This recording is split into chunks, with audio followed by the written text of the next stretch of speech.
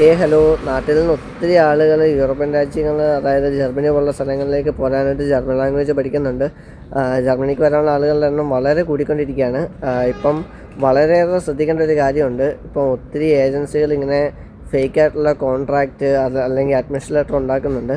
അപ്പം ഇങ്ങനെ ഒരു ഇതുമായിട്ട് നിങ്ങൾ എംബസി ചെല്ലുമ്പോൾ ഓട്ടോമാറ്റിക്കലി നിങ്ങൾക്ക് റിജക്ഷൻ വരും. നിങ്ങൾ റിജക്ഷൻ വന്നു കഴിയുമ്പോഴേ ഇങ്ങനെ അറിയുള്ളൂ. നേരത്തെ ഇതൊന്നും കുഴപ്പമില്ലായിരുന്നു. നേരത്തെ ഒരു വാർണിംഗ് പോലെ അവർ പറയുള്ളായിരുന്നു.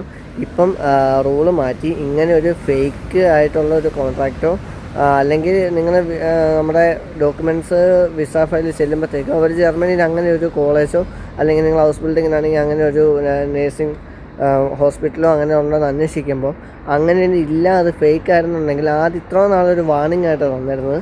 ഇപ്പോൾ റൂള് മാറ്റി. ഇപ്പം ഇനി മുതൽ അങ്ങനെ ഫേക്കായിട്ട് വരുന്ന ആൾക്ക് 2 വർഷത്തേക്കുള്ള ബാനാണ് കൊടുക്കുന്നത്.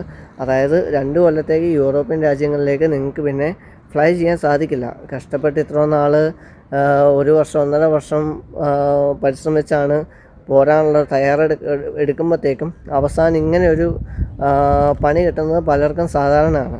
അപ്പോൾ അതുകൊണ്ട് നിങ്ങൾ നാട്ടിൽ നിന്ന് പോരുന്ന ആൾക്കാർ പോയ ബാക്കിയുള്ള ആളുകളോട് അന്വേഷിച്ച് അവർ പോയ ഏജൻസി വഴി നല്ലതാണോ, അങ്ങനെ നല്ല ഏജൻസി വഴി മാത്രം അന്വേഷിച്ച് മാത്രമേ നിങ്ങൾ നിങ്ങളുടെ പ്രോസസ്സിങ്ങും കാര്യങ്ങളും കൊടുക്കാവുള്ളൂ എന്ന് ശ്രദ്ധിക്കുക.